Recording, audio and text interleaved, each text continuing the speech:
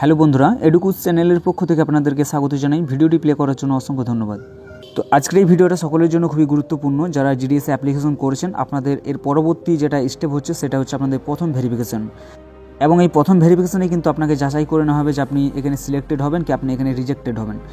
এবং এই জিডিএসএ verification প্রসেসটাই main, কারণ এখানে কোনো রকম এক্সাম হয় না, কোনো রকম আপনার ইন্টারভিউ হয় না। এখানে একমাত্র প্রসেস হচ্ছে ভেরিফিকেশন, যেখানে নির্ধারিত করা হবে যে আপনি চাকরিটা পাবেন কি পাবেন না। আপনার সমস্ত কিছু যাচাই বা বাছাই আপনাকে সেখানে কিন্তু করা হবে। এই ভেরিফিকেশন প্রসেস কিন্তু খুবই একটা ভাইটাল ব্যাপার জিডিএসএ, এবং এখানে কিন্তু প্রচুর সংখ্যক ক্যান্ডিডেট কিন্তু এই জন্য রিজেক্ট হয়ে থাকে। তো প্রথম ভেরিফিকেশন আপনার কী নিয়ে যেতে হবে, আপনার কোন কোন ডকুমেন্টসগুলো এখানে প্রয়োজন রয়েছে 2024 সালের জন্য, এবং প্রথম ভেরিফিকেশনের টোটাল প্রসেস কী রয়েছে, কমপ্লিট প্রসেস আপনারা জানতে পারেন ভিডিওতে। শুধু কী ডকুমেন্টস লাগবে এটাই নয়, আপনারা অফিসে ঢোকার পর থেকে আপনাদেরকে কী করতে হয় এবং আপনি যখন অফিস থেকে বেরোবেন তার আগে আপনাকে কী দেওয়া হবে, এই সমস্ত কিছু ব্যাপারগুলো নিয়ে আলোচনা করব। অবশ্যই কিন্তু ভিডিওটা শেষ অবধি ওয়াচ করবেন, সঙ্গে থাকবেন। তো চলুন আর বেশি কথা না বাড়িয়ে আজকে ভিডিওটা শুরু করা যাক। তো দেখুন, আপনাদের অফিসিয়াল নোটিফিকেশনে কিন্তু সমস্ত কিছু মেনশন রয়েছে। এটা হচ্ছে আপনাদের অফিসিয়াল নোটিফিকেশনের যে ডকুমেন্টসগুলো আপনাদের মেনশন রয়েছে সেটা আমি আপনাদের সামনে রাখছি। তো এখানে যে ডকুমেন্টসগুলো এখানে মেনশন রয়েছে আমরা আগে সেইগুলো দেখে নেবো, তারপর আমি কথা বলছি যে আপনাদের কোনটা কী কখন লাগবে, কী করতে হবে না করতে হবে, সমস্ত ব্যাপারগুলো আমি বলছি। তো এখানে প্রথম যেটা আপনাদেরকে নিয়ে যেতে হবে আপনাদের মার্কশিট, অর্থাৎ আপনারা যে অ্যাপ্লিকেশন করেছেন, যে নাম্বার দিয়ে যে রেজাল্টটা দিয়ে অ্যাপ্লিকেশন করেছেন সেটার অরিজিনাল মার্কশিট আপনাকে কিন্তু নিয়ে যেতে হবে।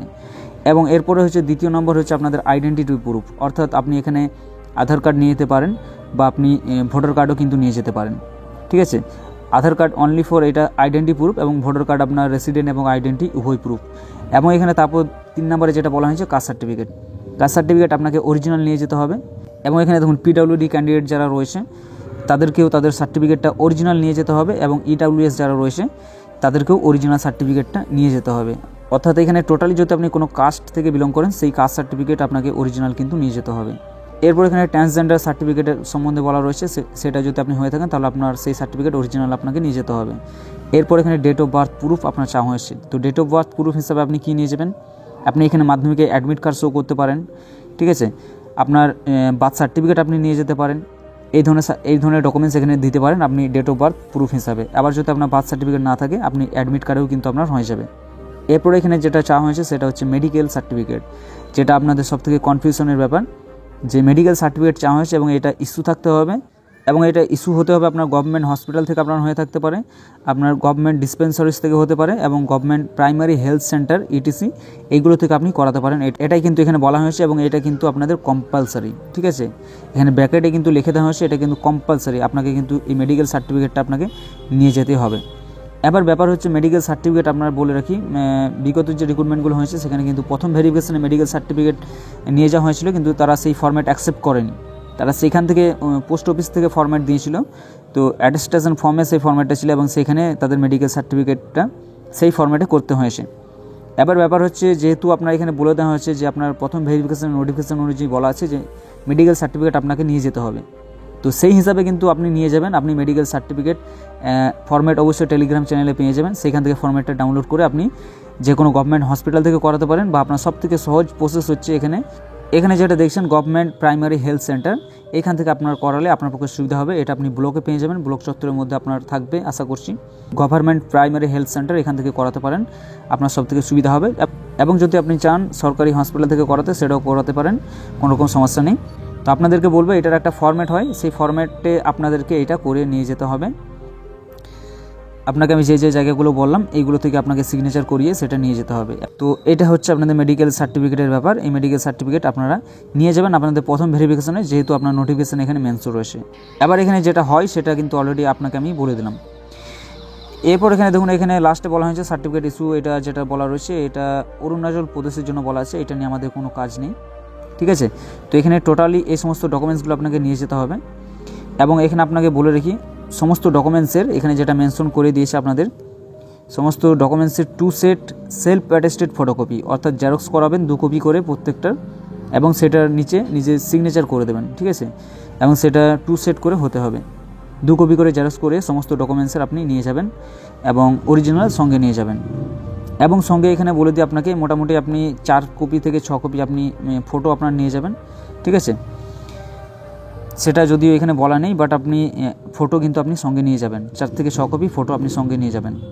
এবার দেখুন আপনাকে এখানে যে ডকুমেন্টসগুলো আমি বললাম এত দূর অবধি আমি যতটা মার্ক করছি এই সমস্ত ডকুমেন্টসগুলো তো আপনি নিয়ে যাবেনই সঙ্গে, এবং এর সঙ্গে আপনি নিয়ে যাবেন আপনার সমস্ত ডকুমেন্টস, আপনার রিলেটেড যা ডকুমেন্টস আছে, আপনার মাধ্যমিক অবধি আপনার যা ডকুমেন্টস আছে সমস্ত কিছু, বোর্ড সার্টিফিকেট, রেজাল্ট, আপনার আধার কার্ড, ভোটার কার্ড, সমস্ত কিছু আপনি নিয়ে যাবেন, ঠিক আছে। এবং এখানে আরেকটা কথা আপনাদেরকে বলে রাখি, এখানে কাস্ট সার্টিফিকেটের যে ব্যাপারটা, এখানে কাস্ট সার্টিফিকেট যাদের আছে, ঠিক আছে, সেই কাস্ট সার্টিফিকেটের প্রেসক্রাইব ফরম্যাটে কিন্তু আপনাকে নিয়ে যেতে হবে, অর্থাৎ জিডিএসের অফিসিয়াল নোটিফিকেশানে এখানে সেই প্রেসক্রাইব ফরম্যাটগুলো আপনার মেনশন আছে, এই প্রেসক্রাইব ফরম্যাটে আপনাকে কিন্তু নিয়ে যেতে হবে।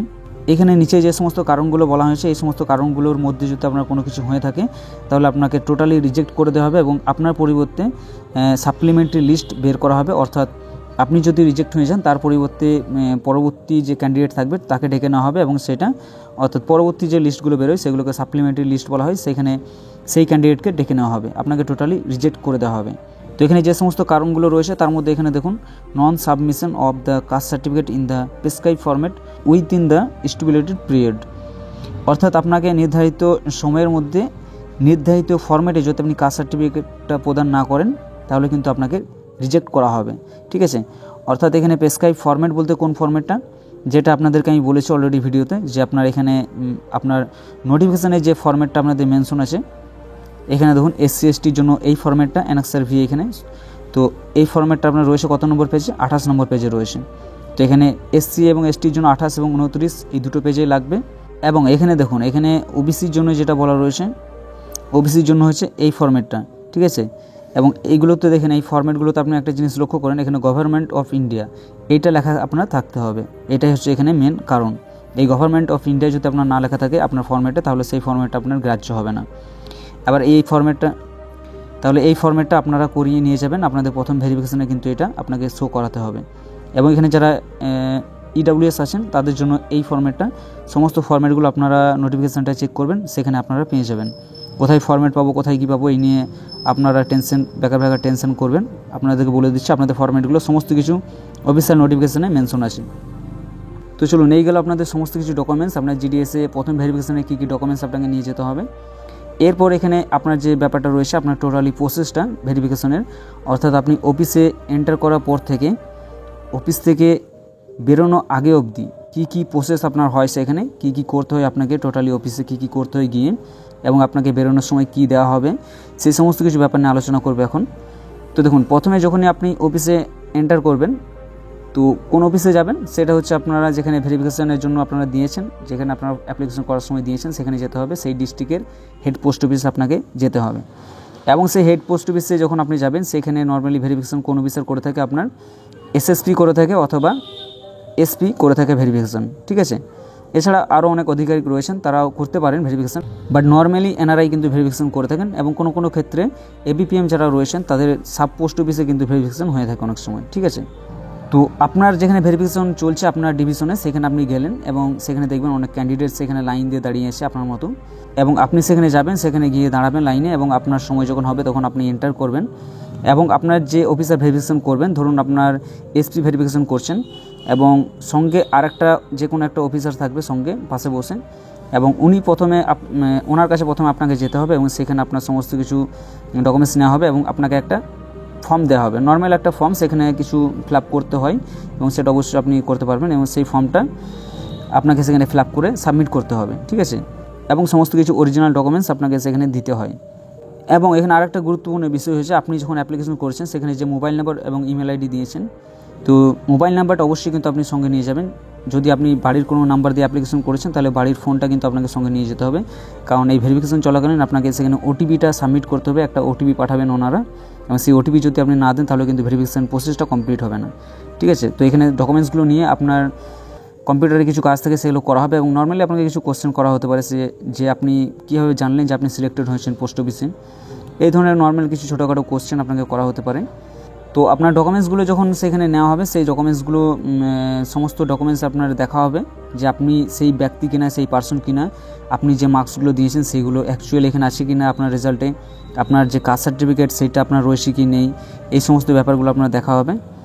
এবং আপনার সেখানে যে ডকুমেন্টসগুলো সেগুলো কম্পিউটারে আপলোড করা হবে, ঠিক আছে। এবং কম্পিউটারে আরও কিছু কাজ থাকে সেগুলো করবেন উনি, এবং তারপর ওইখান থেকে আপনাকে ট্রান্সফার করা হবে আপনার যিনি এসপি, যিনি মেন অফিসার আপনার ভেরিফিকেশন করবেন, সেখানে সব ডকুমেন্টসগুলো নিয়ে আপনাকে সেখানে যেতে হবে এবং উনি সমস্ত ডকুমেন্টসগুলো আপনার আবার ভেরিফিকেশন করবেন। আপনার সমস্ত কিছু ডকুমেন্টস একটার পর একটা চেক করবেন উনি, এবং সমস্ত কিছু ভেরিফিকেশন হয়ে যাওয়ার পর উনি আবার আপনাকে পাঠিয়ে দেবেন যার কাছে আপনি প্রথমবার গিয়েছেন, যেখানে আপনি প্রথম গিয়ে আপনাকে ফর্ম দেওয়া হয়েছিল এবং ডকুমেন্টসগুলো আপনি গিয়ে সাবমিট করেছেন, সেখানে আপনাকে যেতে হবে এবং সেইখানে উনি আপনাকে একটা লেটার দেবেন যেটাকে বলা হয় অফার অ্যাকসেপ্টেশন লেটার, যেটা আপনারা এখানে দেখছেন। এখানে আপনার নেম মেনশন থাকবে এবং আপনার রেজিস্ট্রেশন নাম্বার মেনশন থাকবে এবং আপনি যে যে ডকুমেন্টসগুলো এখানে দিয়েছেন সেই সমস্ত ডকুমেন্টসগুলো এখানে লেখা থাকবে। তার মধ্যে আপনার যেটা মেন, এখানে আপনার সার্টিফিকেট, মাধ্যমিকের সার্টিফিকেট, এবং আপনার এখানে দেখুন, এখানে এটা যার বটে সে মেডিকেল সার্টিফিকেট প্রথমেই দিয়েছে এবং তার মেডিকেল সার্টিফিকেট এখানে মেনশন রয়েছে, এবং এখানে কমিউনিটি সার্টিফিকেট অর্থাৎ আপনার কাস্ট সার্টিফিকেট। তো এইগুলো সমস্ত অ্যাকসেপ্টেড এখানে লেখা থাকবে এবং এটা আপনাকে দেওয়া হবে। তো এইটা বানাতে একটু সময় লাগতে পারে, এইটার জন্য আপনাকে একটু ওয়েট করতে হতে পারে। এবং এর সঙ্গে আরেকটা জিনিস আপনাকে দেওয়া হবে যেটা আপনার ইমেলে আসবে। আপনার এখানে লেখা থাকবে dear candidate, your verification is successful, এই বলে আপনার একটা ইমেলও চলে আসবে এবং এখানে আপনাকে বলা হবে যে আপনি নেক্সট আপনার যে প্রসেস আছে সেই প্রসেসের জন্য আপনাকে ওয়েট করতে বলা হচ্ছে। আপনার প্রথম ভেরিফিকেশান আপনার সাকসেসফুল হয়ে গেছে এবং আপনাকে যে লেটারটা দেখালাম এটা হচ্ছে আপনাদের প্রথম ভেরিফিকেশান কমপ্লিট হয়েছে কি হয়নি এইটার একটা প্রমাণ আপনি বলতে পারেন এই লেটারটা, ঠিক আছে। তো এরপর আপনার যেটা কাজ, আপনার কাজ হচ্ছে বাড়ি আসা, সাবধানে বাড়ি চলে আসবেন এবং আপনি ওয়েট করবেন সেকেন্ড ভেরিফিকেশনের জন্য। এবং সেকেন্ড ভেরিফিকেশনের কী কী ডকুমেন্টস আপনার প্রয়োজন হয় সেটা আমি অন্য ভিডিওতে জানিয়ে দেবো আপনাদেরকে, ঠিক আছে। এবং কমপ্লিট কী প্রসেস রয়েছে সেটাও আমি আপনাদেরকে জানিয়ে দেবো। এবং যদি প্রথম ভেরিফিকেশন আপনার কোনো সমস্যা হয়, কোনো ডকুমেন্টস নেই, তাহলে আপনি টোটালি এখানে সময় পাবেন 15 দিন মতো আপনি এখানে সময় পাবেন টোটাল। সেটা সাবমিট করার পর প্রথম মতো আপনাকে 10 দিন সময় দেওয়া হবে, 10 দিনের মধ্যে আপনাকে ভেরিফিকেশনে যেতে হবে এবং তারপরে যদি আপনার কোনো রকম সমস্যা, কোনো ইস্যু দেখা দেয় তাহলে আপনাকে আরও 5 দিন এক্সট্রা সময় দেওয়া হয়, ঠিক আছে। তো এই সমস্ত আমি ভিডিওতে আলোচনা করেছি আগের ভিডিওতে, আপনি চাইলে সেটা দেখতে পারেন। তো আজকে ভিডিও এই পর্যন্তই, দেখা হবে পরে কোনো ভিডিওতে। ততক্ষণ ভালো থাকবেন, সুস্থ থাকবেন, টেক কেয়ার, বাই বাই।